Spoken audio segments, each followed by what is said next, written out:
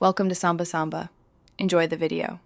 In this video, I will show you how to remove a Mitsubishi Lancer front bumper. First, ensure your car is on a level surface and the engine is off. You'll need a few basic tools, which we'll cover next. This process is straightforward, designed for easy execution, and can be completed with minimal fuss. We'll guide you through each step, making sure you understand how to safely detach the bumper without causing any damage. Let's get started with preparing your workspace and gathering the right equipment. Before we begin, let's confirm you have the right tools. A flathead screwdriver is essential for prying out those plastic clips. You'll also need a 10mm socket wrench for the bolts. Having a soft blanket or mat ready will protect your bumper from scratches once it's removed. Good lighting is also crucial to clearly see all the fasteners. Taking these preparatory steps will make the removal process much smoother and prevent any accidental damage.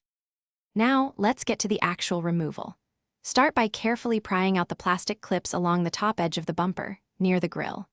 Next, move to the wheel wells. There are usually a few 10mm bolts on each side that need to be unscrewed. Once those are loose, gently pull the bumper outwards from the sides to release it from its clips. Don't forget to disconnect any fog light wiring harnesses before fully pulling the bumper away from the vehicle. After successfully removing the bumper, take a moment to inspect it for any remaining wires or clips you might have missed. Place it carefully on your prepared soft surface to avoid any damage. When you're ready to reinstall, simply reverse the steps we just covered. Make sure all the clips snap back into place and every 10mm bolt is securely tightened. Double-check all connections, especially for fog lights, to ensure everything is working correctly before you finish up. Thanks for watching. Consider subscribing if we helped you.